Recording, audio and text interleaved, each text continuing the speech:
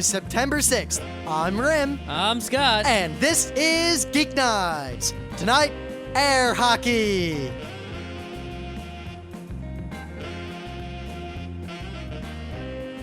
Let's do this. Warm today. Super warm today, even though it wasn't warm outside. It was warm inside because the air conditioner in my office doesn't work. Wow, I would have just gone home. Yeah, it's the IT guy who's also sort of like, the manage all the physical things in the office guy. It's his job to get that fixed. He called in and put in the, work order, whatever. They came yesterday. They didn't have parts. They came today with the parts. Still not working. Wow. And it was actually pretty warm today, unexpectedly. Yeah.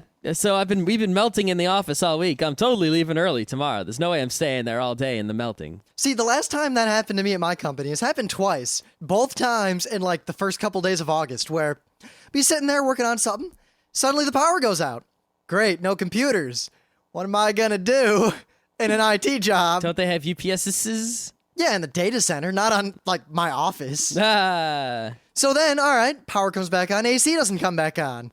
And it's Yonkers, and it's hot, and that building is an old converted warehouse. I mean, it's nice office space now, but it got mighty warm mighty quick. And I went home, along with everyone else. Yeah, I'm not spending a lot of time at work tomorrow, that's for sure. Though it was particularly miserably hot today, just because I didn't get a chance to shower this morning.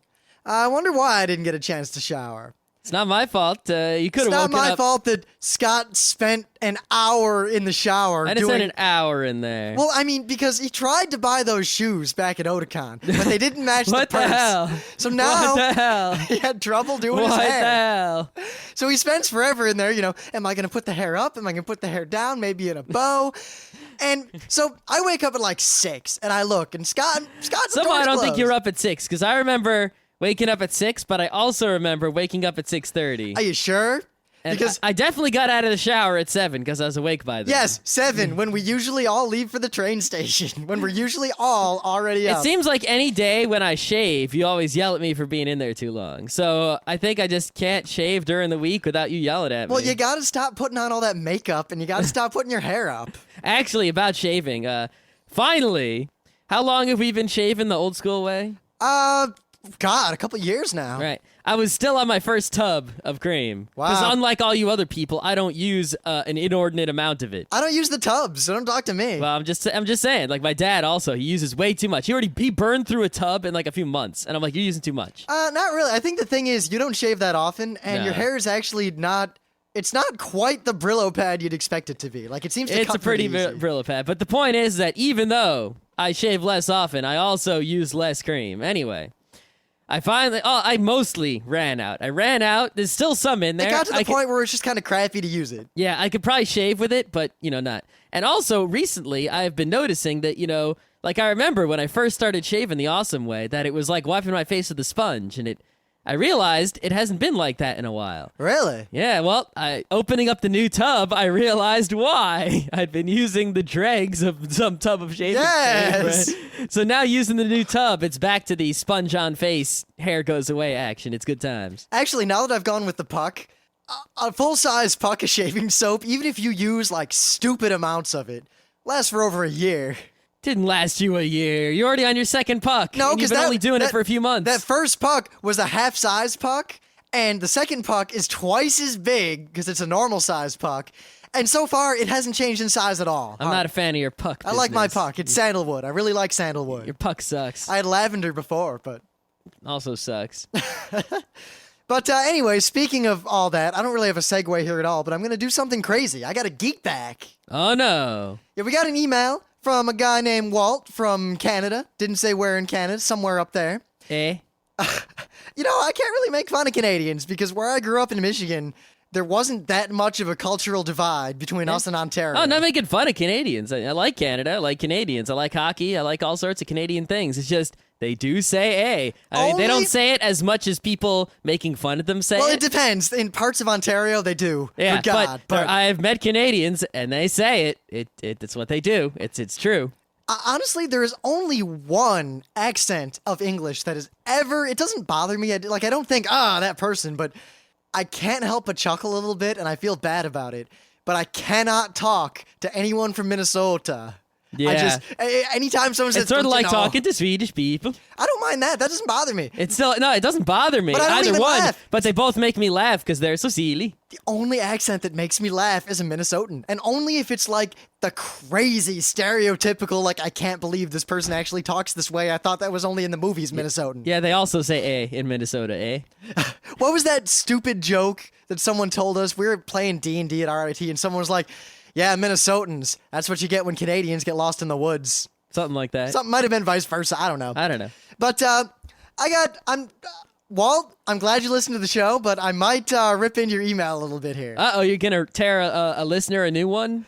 I almost did that Dave and Joel voice, and I don't even know why. Bastard. Right. So, hi, guys. Really enjoyed the show. You're informative in the topic of anime and highly entertaining. When you go on tangents and talk about off-the-topic stuff, then swing back to the topic, reminds me Redundant. of myself and my old friend from high school, college.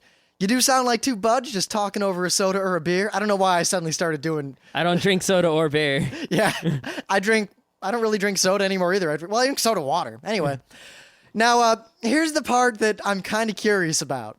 Hopefully, women will not come in and mess this up. Huh? Parentheses. Hey, I like women, comma, good for cooking, cleaning, sex, etc. Yeah, if you're making a silly joke like, hey, get back in the kitchen, lol, but not like, seriously, get back in the kitchen. When my buddy got married, our fun came to an end. We have seen... You needed a semicolon there, dude. We have seen or spoken for 8 years. Dave and Joel... That's all one sentence, God. Dave and Joel have a similar conversation style, but you can tell... Now, I want to point out that Walt has obviously mixed up Dave and Joel.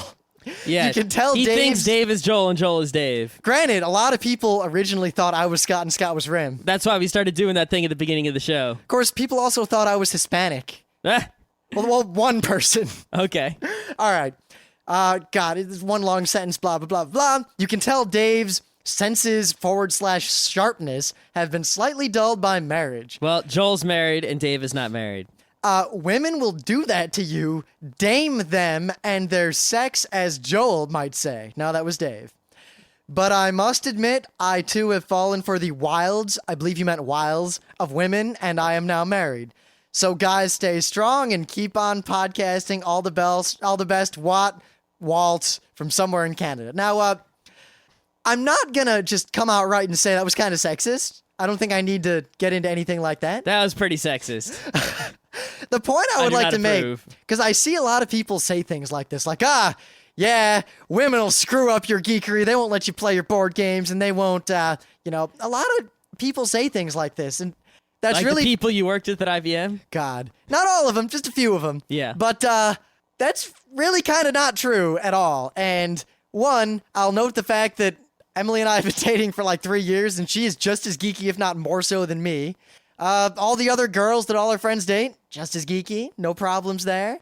And I think the thing you see where, like, a Goyle drags down the guy's geekery and makes him kind of lame, that has nothing to do with gender. Guys do that to girls just as often, as we've seen in our group of friends before. Yeah, I've seen plenty of geeky girls. You know, they get with some guy who's not so geeky, and they never hang out with us, and they never do anything cool, even though they're all into the coolness. And then as soon as they dump that loser guy, they're back hanging out with us doing all sorts of geeky stuff.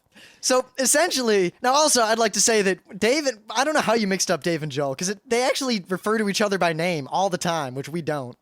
Yep. And, I don't know, I don't really see that either. I mean, Dave's relationship before, I'm not going to get into that, though I think he was a little bit bitter about the breakup. From the show, you could kind of get that. But, this has nothing to do with sex, it just has to do with people dating people who don't have similar interests and then dealing with it. And It also has to do with people sort of, going out with someone for whatever reason and then sort of controlling them or allowing themselves to be controlled by the other person. If you marry someone and you like to work on cars, why, if they're demanding that you give up your enjoyment of working on cars to be with them, why do you want to be with this person? And do they really love you and respect you if they want you to stop doing the other things you enjoy in order to be. What kind of relationship is that? Yeah, I mean, It has nothing to do with men and women. It could be gay people where one, like a gay guy and then a gay guy who's not geeky, and they get together and the non-geeky gay guy makes the geeky it doesn't gay guy even have stop to being be gay. a romantic relationship. It could just be friends where It could just be friends. one friend is really kind of like that Gadakon video. Yeah, it could be any sort of relationship between people, friends or more than friends or family even, where, you have kids and then, because you have kids, your kids tell you to stop doing something and you do it or something like that. Or your parents, you let them tell you what to do and what not to do. Do what you want. Don't let anyone tell you can't do what you want. And if they do tell you to do something other than what you want, they obviously don't care about you, or they care about you less than you think they do. Or you need to tell them, hey, listen, this is what I like. Learn to deal with it, or else I don't need you. And if you think that somehow a woman or anyone, I mean, people seem to think we're gay, so a guy, whatever, an alien, a furry, I don't know. If anything could stop the geekery in the front row crew, I would just like to point out that every girl in the front row crew, and gasp, there's a lot of them. Actually, they almost, no, they don't quite outnumber us. But there's still a lot. Too many penises. They're all just as geeky, if not more geeky than us, without exception. And they definitely do the opposite of slowing down the geekery. That is for sure. Right, that's all I got. So Yep. we're glad you listened. That's all cool, but a little sexist there. Yeah, you might want to loosen up. And I will say, I often kind of suspect anyone who's sexist like that of being latently homosexual, but I'm not going to get into that. I'm just going to let it slide. And I'm not going to make an ad hominem or anything. I'm not. That's all you. Not that there's anything wrong with that. That's all you. All right, I got a real news now, okay? Meh, Is that all right with you? not really. All right. So, I'm not going to... The actual news itself is going to be quick, is that some guy who's a chemist at Cambridge... Cambridge is the right way to say it? Yeah. Yeah. He wrote a scientific paper of some sort, and he put the old Creative Commons on there, as a smart person does. And it was published by Oxford University Press. Did they follow the terms of the Creative Commons license? No, they blatantly violated the terms of the Creative Commons license, and they're charging like $48 for a copy of this thing. Double O! He even had to pay $48 to get a copy from them. Also, there's a FUD group called the Prism Coalition that is going around sort of saying that open scientific documentation is no good. PRISM stands for the Partnership of Research Integrity in Science and Medicine. And FUD stands for Fear, Uncertainty, and Doubt. Right. That's the news. Someone violated Creative Commons license, fuck them. But the actual thing I want to say is this. Of all the things that people publish in the world, don't you think that scientific research done in an academic setting, paid for in part or whole by taxpayer dollars, should be freely and publicly available to all? Nothing in the world, I think, makes more sense to be freely and publicly available and not copyrighted or restricted in any way than scientific research, which everyone can get the benefit of learning and expanding their knowledge from, that they partially or wholly paid for. Yeah, I mean, I can't add to that. I agree 100%. Now, we're not saying, if a private company does private research and they want to Yeah, if keep you're it a drug secret, company and you invent some wonder drug, patents last X years, whatever, and you patent it, because that you don't copyright things like that. You patent it, which means you tell everyone what you did, but they're not allowed to do it, at least not in a country where the law is enforced. That's how patents work. And they also, if you have some sort of trade secret, then the patent office keeps your patent a secret also, so no one can actually find out until the patent's over either. Well, actually, I believe the way that works is you just don't patent it. It's just a trade secret. If someone steals it from you, you're fucked. It depends on the situation, on the lawyer. It depends on the country, Yes. too. But if someone paid for their own research and they invent something and they want to keep how it works a secret, that's fine. Well, that's fine, yeah. because I can't take a black and white information should be free position on it because it's a complicated issue. Yes. Even though I do generally believe... I'm not taking the greater... I'm not talking about the greater issue here, which I still might say something. What I'm talking about is when a teacher, a professor at a college... Well, was it a private or a public college? It was Cambridge. That's right. Never mind. I wasn't listening to you at all. No.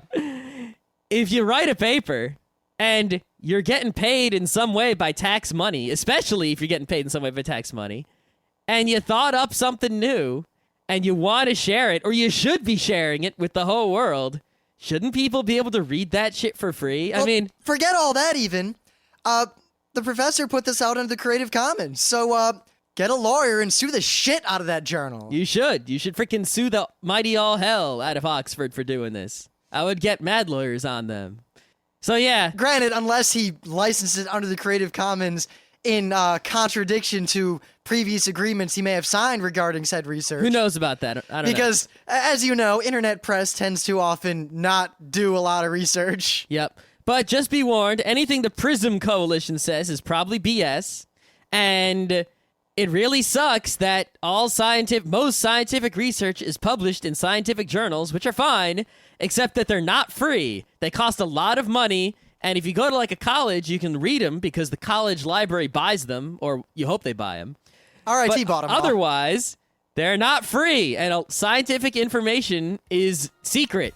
Even if your tax money paid for it, which it probably did. And it sucks balls.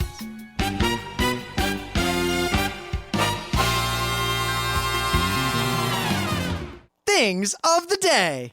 So, we've never gone to the Burning Man Festival. I'm not really going to get into what the Burning Man Festival is, other I'd than like that, to go one day. I'd love to, but it's not like a con where you can just like show up for a weekend and then leave. It's not the kind of thing where you just kind of go in and look at everything. It's there are pros and cons to it. It's an interesting exercise. I think a lot of the people who do it make it out to be a lot more than it is, but at the same time, I think a lot of people don't understand just how much it actually is. But one thing that is always a staple of Burning Man, other than the Burning Man, is the amazing, crazy art and music and things that people do there just for the ever-living fuck of it. Well, you get a bunch of hippies together, art's gonna pop out. That's how it works. Especially because the crowd that goes to Burning Man tends to be the fairly technological hippies. They're not anarcho-primitivists. Well, there's techno hippies and there's also anarcho-primitivists. There's all kinds. However, I think in general, a lot of the people there, the impression I get, are the kinds who read all the blogs and they all blog about their experience and they really, yeah. But anyway, There's a lot of hipsters there. check out these pictures of this art installation that some hippies made. I can't believe they made something this cool. Well, you got how long is Burning Man? Like a week or two? I don't even know. You got a lot of time on your hands. You don't have much to do. There's a lot of cool people hanging around. What's gonna happen? Making cool stuff. Just seriously, check out these pictures. Plus, a lot of people go in with a plan to make cool stuff. So, they must have. It's not like they spurred the moment, made something awesome. They probably planned it out, got there, and just did the deed. Is that it? That's it. All right. So this here is a video of two dudes. One dude is playing the violin quite well. He's not like the greatest violin player ever, but he's better than me, better than I'll ever be, probably. Considering I'm probably never going to even try. I read an article about how hard it is to play the violin and why, and yeah, I'm never going to be able to play the violin. But he's good at playing the violin. And behind him, you have a guy who is rocking the two turntables, and he is okay using his two turntables, making some beats of various kinds that are enjoyable. And these two men combine their music in a fashion which is most pleasing to the ear of Scott. It reminds me many times of, say, a Samurai Champloo soundtrack having sex with the Noir soundtrack, maybe. It is quite hot, I must say. This is the kind of music that I want to listen to. But it's also the kind of music that is only available from two guys on YouTube in one video. Did you even do any research? Maybe because they have a website. Maybe. I did not do research. So you didn't look at, for all you know, they have CDs in the stores. You don't Maybe know. they do. And if they do, I might buy it for the first time in how many years. I might buy a CD. I have to agree. I mean, this is pretty amazing. I generally like things like this anyway, but goddamn. And anyone who says, again, that, the record companies, they're sucking because of this, that, and the other thing, they're sucking because this is not the music that they are making, and this is the music that I want. And if they made all their music as cool as this, I would be mighty broke. Mighty broke. So, in the grand scheme of life, there are a lot of different ways you can compete with your fellow human beings for fame and glory and pure dominance over one another. Like boxing? Yeah, boxing or sports or board Thumb games wrestling. or anything like that. Tickle fights, Baseball? oratory, Podcasting? podcasting. But there's one that is near and dear to both myself and Scott, independently of one another. And the fact that we came together and have had epic battles in this arena has made us realize that we really need to do a show about air hockey. Well, I was arguing previously that perhaps air hockey should be a Tuesday show because it is sort of a game and it is mostly played in the video arcades of the United States, even though it is not a video game. However, as you might well know, Scott has been saying lately that it is video game season, and I looked at the Geeknights calendar. We have Tuesday shows booked for like the next 2 months. So we'll just, I guess I do consider air hockey a sport as well as a game. So we'll throw it on Thursday because sports, that doesn't fit into any other days. Sure, why not? Now, I don't think there's anyone out there who's unaware, but very briefly, air hockey Well, is this... I don't know. Do they have air hockey in other countries? Air hockey was invented in the U.S. in like the 70s. So I'm really not sure how much it's spread to around the world. Yeah, it also doesn't help that the majority of air hockey tables out there are really shitty, but we'll get into that. Yeah, we will. So, air hockey is a sport where it's kind of like a basement parlor sport. You got a big table. It's like about the size of a pool table, billiards if table. you have a real air hockey table. Yeah. And it's flat, and it's polished, and there are a million little holes in the surface. There's a motor that generates air and shoots it out. It's an air compressor attached to a motor. It pushes air out of all of these holes. So Evenly, hopefully, if it's a good table. So air's coming out of the top. 2 sides have goals.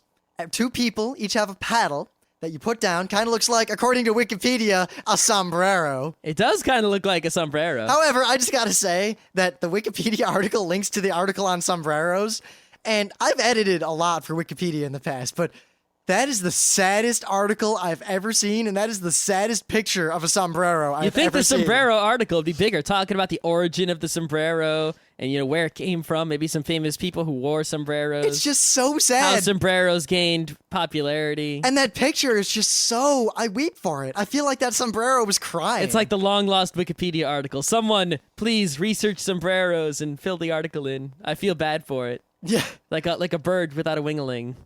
But anyway, so the object, you have a little puck that floats on the air. So it is effectively almost friction-free. It's a lot like an ice hockey puck on ice, only it's a plastic disc on air. And your goal is through sheer force of manliness or womanliness, because I've known some women who are really super good at this game, and it's not like the game is... It can't favor one gender. It's not like Rim is like his geekback person. Not that guy, no. Yeah. But it's awesome, and I love it, and it's one of my favorite sport/games in the world. Yeah, you have a plastic disc, and you're whacking it back and forth, and it has almost no friction, so it goes really fast, and the other person's trying to hit it back at you, and you're hitting a piece of plastic back and forth. Ha ha ha ha ha ha ha ha ha. And you're trying to get it in a goal, and that's pretty cool right there. Now, I've been super into air hockey since I was a little kid. Well, when I was a little kid, even before air hockey, we had knock hockey, which... You basically have this wooden board with a wooden puck and a little tiny red hockey stick, and you sort of sit on one side and your friend sits on the other side, and you take turns hitting the wooden puck back and forth. It usually devolved into hitting your friend. Sometimes, but me and my friends, we actually sort of played knock hockey pretty seriously. Like, we even had the real boards that had little nets behind them. So air hockey was just sort of a grown-up version of knock hockey, in a way. So back, when I was a kid, arcades kind of still existed and weren't so bad yet. So I went to the arcade a lot, and there was a really good air hockey table there. So I played it. Whenever I went to an arcade as a kid, they always had air hockey. It was just a staple. Every single arcade had it, no matter what. And I played it so much that one time for Christmas, my parents got us an air hockey table. I never actually got an air hockey table. It wasn't a good air hockey table, but it was, it was better than nothing, and I played it every day. Every single day for, like 8 or 9 years straight. Yeah, you can get air hockey tables really cheaply, like for a few $100. They also, they double as other things, like little miniature pool tables and things, but they're always small and crappy. The 8-foot, full-size, real-deal air hockey tables are the only thing that really count, and everything else is sort of crap and doesn't work the same way. As a kid in middle school and high school, this is my sad story of Rim learned a lesson and grew up, and he became an adult and learned about the real world.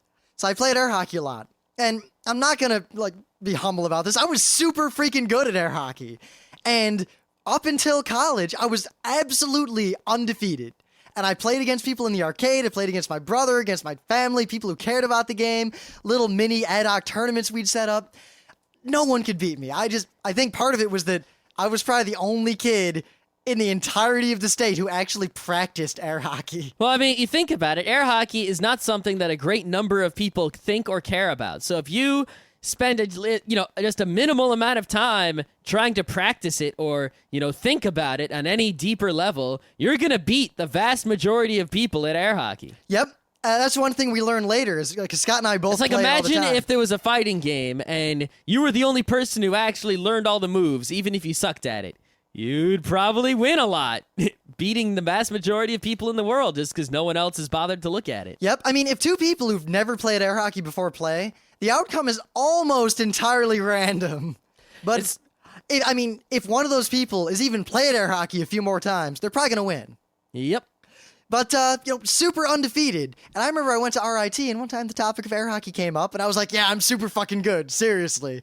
And I was, and we played a bunch, and I still remained undefeated for a little while. And then our friend Luke one day, it came up, in his presence, and he was like, oh, well, I'm super good at air hockey too.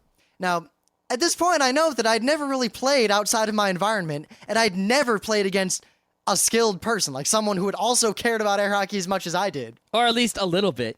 Yeah, a little bit. And he absolutely smoked me. I was crushed. My undefeated record was gone forever. I felt like a dumbass. Well, because see, what he did is, it's pretty much, you go through your whole life playing a game against people who don't even think about the game at all, and you think about it a little bit. So you play against someone who thinks about it a little bit also. And Luke's basic idea was that he would defend. He just defended no matter what. He put his full concentration on defense. He actually cared about it. He thought about defending. He concentrated on defending.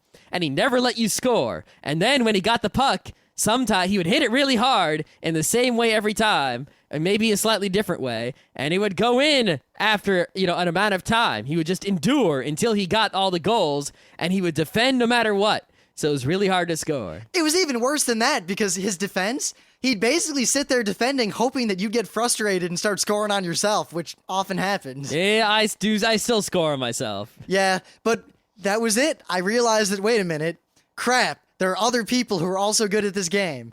And I started practicing again and playing a lot. And then Scott also got into it, and the two of us played against each other pretty much at every opportunity. Yeah, if there's a real air hockey table, we will play it like nuts. However, if there is no real air hockey table, we don't play it. So it's gotten to the point now where I know there are people out there. Well, I pray, and I'm sure that there are people out there who are better at air hockey. Possibly this list of air hockey champions. They might be better than you, I think. But I would say of all the people in the world who have ever played air hockey or ever will play air hockey, I think we're in the top 1%. What happens if suddenly there's a huge burst in air hockey popularity? That would be fucking awesome. I know, but then we wouldn't be anywhere close to the top 1%. No, because if there was a sudden boom, we have a head start, and you can guarantee we'd be practicing every single day and joining tournaments all the time. Yeah, but the problem with that is it's sort of like baseball, where baseball is a solved sport now. Where back in the day when it was new and sort of, it was air not hockey solved. is totally solvable, and it'll come down to just pure reaction times and math in the end. But air hockey is currently unsolved, I think. I mean, they've made a lot of progress, but it's still unsolved, and people haven't, put the full effort of human ingenuity into figuring out the absolute best possible air hockey play. Probably because most human beings don't give a rat's ass. Yes. But if air hockey becomes suddenly popular, the game will be solved, and I imagine that many people currently good at air hockey will be left behind by the newcomers playing in their new fancy way.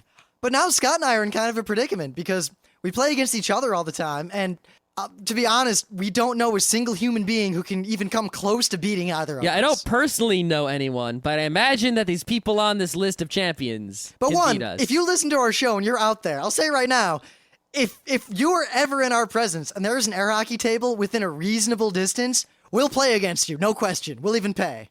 Because good God. It's $1, big deal. At most, it's $1. But, it's sad because none of our friends will play with us, so I can only play air hockey if Scott's there, and he can only play air hockey if I'm there, because no one else will even consider playing with us. In fact, they actively avoid playing with us, and it totally sucks. All right, now let's talk about air hockey, the game itself, for a second. In the 70s, some guy made a game where there's like a table, and there were two mallets, and there was a disc, and you hit it back and forth or whatever, and it was like a low-friction surface and something like that. And basically, from that spawned air hockey, which is created by Brunswick, which is a company that makes, pool tables and stuff like that. And to this day, Valley Dynamo / which is, I guess, is a division of Brunswick, I think, right? It's still the same company that invented the game, is the only company that makes air hockey tables that are worth a damn. And they're the only air hockey tables that are, like, approved for, real tournament play that counts. I mean, I'll be honest. I generally just will not play on a table that is not made by them because it's just not worth it. When you see their tables and you go, oh, that's a table that counts, and you look at all the other tables around, you go, oh, yeah, I guess that is the only table that counts. And it makes perfect sense. I mean, they make perfectly rectangular tables that are flat, that have even air, where there's no gimmicks or anything on the table. There's no distracting colors. The pucks are uniform and they actually work. The goals actually work. The puck things actually, everything about them is standard and perfect. The puck is the right size and shape. They're great. So if you see an air hockey table that says Photon or Pro Style or something like that, then it counts. If you see a table that says Hot Flash 2, Hot Flash 2 sort of counts because Hot Flash is also a table they make that is in the same style as the other tables, and it's the right shape and size and everything, but it's all covered in neon lights and shit. So those neon lights are sort of distracting, so the table doesn't really count. So playing air hockey itself, because we really get into it, I kind of almost look at it, I'm not going to say, like, I'm not being serious here, but it's kind of like a martial art, in that every time you run afoul of someone who actually cares about the game, people all kind of have different styles of play and different grips and different techniques and different shots. Like, Scott has this one kind of shot and I have this one or two, like, it's my special move. And, like if I'm playing against someone who sucks, it's like, I'm gonna score now. And Scott has the same thing. He does this one thing. When I'm playing against people who suck, all I do is hit the puck straight at the goal every time. Because think about it, when most people play air hockey, they just try to hit the puck at you, not really trying to aim or not knowing how to aim. So very often they'll hit the puck in a way that wouldn't go in the goal, even if you just had your hands in the air. That's the reason I lost my first game ever to Luke, because I had never played against someone who could shoot worth a shit, and I never defended because the puck never even hit my goal. So all I do when I play against someone who sucks is aim at the goal every time, and the puck's coming at the goal, and they have to defend constantly. And even if they can do it successfully, they probably can't do it for a very long time, and it's going to go in. Yep. The other thing I do against people who can't play very well is I hit it absolutely as hard as I can and as fast as I can every time, and it just totally throws them off and they freak out. Yep. As long as you don't mess up and accidentally get it in your own goal. Because that's the only reason that I don't always hit it as hard as I can, because sometimes, the way the angles work out, it ends up in my own goal, which sucks. Well, that's why for the last 2 years, I've been a little bit above Scott in terms of wins. I've won every set of games we've played. Not every set of games. Yeah? No. All right, in the very least, you can't deny that at Wildwood this year, I beat you quite a few more times than you beat me. A handful of more times, maybe. I beat you 8 times. I don't think it was 8 times. You beat me 3 times. I think it was more than that. And all the times you beat me were tied game and then you won by 1. All the times you beat me were tied game. You won by 1. No, 2 of the games I won by 2. Whatever. It's pretty close. Stop acting like you're some, way better or anything. I think I am. No, I don't think you are. Fine, that's a challenge. We should, next time we find an air hockey table, let's film our match and we'll see. We will. Yeah. Yeah, go get a camera. In fact, I'm willing to put money on it. I'll pay some money, maybe. I'll put $100 up on our next 2 out of 3 game of air hockey on a professional table. We'll see about it. Oh, you're not taking the challenge? I'm not a betting person. Oh, so you're not confident in your ability to win? No, I just don't bet on things, even if I'm super confident. If I was, it has to be 100% sure thing for me to bet on it. Oh, so it's not 100% sure thing? No, it's just 99.9% sure. Yeah. I'm willing to put up $100. I'm not a betting person. You know that. And just because someone refuses to bet on something isn't some sort of evidence that they lack confidence. I'll put $100 up. If you beat me, I'll give you $100. If I beat you, you don't owe me shit. That's fine. We'll do that. I could do that. Sure. But against a skilled player, you can't do that because if you shoot at their goal, they just block it. You have to be subtle about it. Fast, slow, twiddle it up. You make 2 shots that are kind of part of a 3-shot combo where the first 2 miss their goal on purpose, but bounce back to you in such a way that when it bounces back at the right angle, you then hit it, and the banking shot's going to go in. And you can also, add power to pucks that, you hit it really hard. It bounces around, it comes back. It's going slower than when you hit it, but if you hit it again, now it's going faster than your original hit, and you can get the puck going pretty fast by hitting it a whole lot. And much like ping pong, but to a much less degree, you can put English on the puck, but thinking that will have a significant effect on your game is not going to get you very far. No, I mean, it has a slight effect, but because there's so little friction between the puck and the table, whether the puck is spinning or not barely affects how it moves. It does slightly affect how it might bounce off the wall, because that's when it's actually going to hit something. But usually when it hits the wall, it sort of stops spinning. Yeah, a much better strategy if you're playing against someone who's good but doesn't know a lot about air hockey is to act like you're putting English on it and talk about how you're putting English on it, and they'll totally just freak out and lose. Yeah. So according to Wikipedia, someone apparently wrote in all sorts of air hockey strategies and things, which I must admit, these are things I do not do. They show some grips for the puck, for the paddle that I do not personally use. I just sort of grip it like it's, in my fist. So I'm 50-50 on those, because on one hand, because I use the same grip Scott does, though I think I hold my hand up a little higher. Kind of like a claw coming down. Yeah, something like that. Dragon's claw. Yeah. I used to try all these other ways of holding it, like with the fist out, I tried some defensive, offensive things, and eventually I realized that they were all shit compared to one of them. Yep. But I'm 50-50, because on one hand, that might just be Wikipedia BS or people who are too into air hockey just kind of overanalyzing it. But at the same time, there's the same thing in table tennis. Now, I used to play a lot of table tennis, and I actually switched to a Chinese grip, and it was far superior. Yeah, it's just, I've never actually played in tournaments or with professionals. I'm basically, it's sort of like being the best person in your town to pick up basketball. You don't have NBA skills. You're not even close to NBA skills. You don't know anything about real basketball. But you're better than everyone you know, and you're better than everyone in your town because they're just a bunch of schmucks who also don't know about NBA basketball. So this stuff on Wikipedia that says air hockey strategy, I imagine someone who's actually practiced professional, quote, professional air hockey, because even professional air hockey is amateur. I'd probably lose, but I'm also considering practicing these things so that maybe I won't lose. Because I'll be honest, the only reason we don't own an air hockey table It's is because that, we don't have a basement. I mean, I almost would put it in the living room, because I'd be okay with that being in the way. And the only reason we decided not to was just that we can't even play DDR in there because the floor is not supported so well. Yeah, an air hockey table is a big 8-foot long by 4 or 5 foot long table. It's big, has a motor in it. It's heavy as all hell. It's huge. I mean, space-wise, It's got a loud motor. I would totally consider putting it in that space behind the piano, in front of the piano. But I could put it there. But I'm afraid it would make the floor sag. I'm afraid it would fall through the floor eventually. Also, the fact that I don't think anyone would appreciate tack to tack, tack to tack, tack, tack, tack, tack to tack, tack, tack, crash, tack to tack, tack, tack, 4 hours a day, every single goddamn day. No, I don't think they'd appreciate that either. But if I owned a house with a basement, I would go immediately to Valley Dynamo, the only makers of worthwhile air hockey tables, and purchase an air hockey table. Pretty much immediately.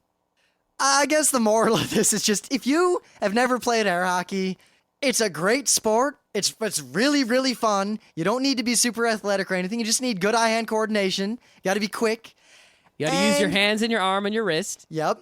So you probably got to be able to stand up or something to that effect. Yeah, it really sucks because it should be a handicap accessible game. It's a game where you just sort of use your arms, but you got to be able to reach sort of deep into the table. So I guess they'd need some sort of chair to sit them up or something. I also kind of rock back and forth and get up on my toes a lot and kind of shift my weight around, and I can't say exactly when or why, but I do that a lot. Yeah. Sometimes I lean down. It's just because the table's 8 feet long, so you need to be able to reach 4 feet out into the table on occasion. Well, plus, really, to be good, you need to be able to lean back and lean forward and change your angle and view depending on what's going on. I mean, if you're really on the offensive, you kind of want to lean forward and get the momentum in the offensive, but if you're on the defensive, you want to lay back and stay low so you can see everything more clearly. Yeah, stuff like that. We take this game way too seriously, possibly, but yeah. Well, I remember It's sort of like taking skee ball seriously. Yeah. Only versus, if there's versus skee ball. It's kind of like that fascination game. Sort of. Yeah. But if any of you ever want to play air hockey against us, we're totally up for it. Yep. Air hockey is awesome. Everyone should play air hockey. It's one of the few things you'll still find in every arcade. So if you see an air hockey, you should play it, especially if it's made by Valley Dynamo. And also, don't play air hockeys that are not made by Valley Dynamo because they'll just ruin you because they're not right. and remember, if for no other reason, the reason you want to play air hockey is that in your town, if you practice at all, you'll be better than everyone in your town, and you can just declare yourself the almighty air hockey god of your town, and no one will be able to beat you. And you can hustle everyone. You know what? I always thought I would do that, and I wanted to try. I can't hustle because some people call me egotistical, maybe arrogant, big-headed sometimes. I don't know why. But anytime I think like, oh, I could totally hustle this dude, I start to try to make myself lose, and then suddenly I think, what the fuck? I can't lose to this guy, and then I win. I just can't do it. All right, I think we're done. I really want to eat some tacos. It's about taco time. Taco.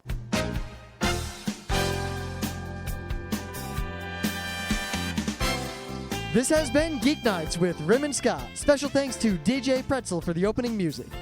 Be sure to visit our website at www.frontrowcrew.com, where you'll find show notes, links, our awesome forum, a link to our Frapper map, and links to all the RSS feeds.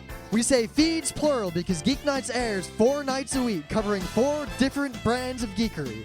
Mondays are science and technology. Tuesdays, we have video games, board games, and RPGs. Wednesdays are anime, manga, comic nights. And Thursdays are the catch-alls for various rants and tomfoolery. You can send us feedback by email to geeknights@frontrowcrew.com. Or you can send audio feedback via Audio. Just click the link that says Send Me an Audio on the right side of our website. If you like what you hear, you can catch the last 100 episodes in iTunes or in your favorite podcatcher. For the complete archives, visit the website, which has everything. Geeknights is distributed under a Creative Commons Attribution Non-Commercial Share-alike 2.5 license. This means you can do whatever you want with it as long as you give us credit, don't make money, and share it in kind. Geeknights is recorded live with no studio and no audience. But unlike those other late shows, it's actually recorded at night.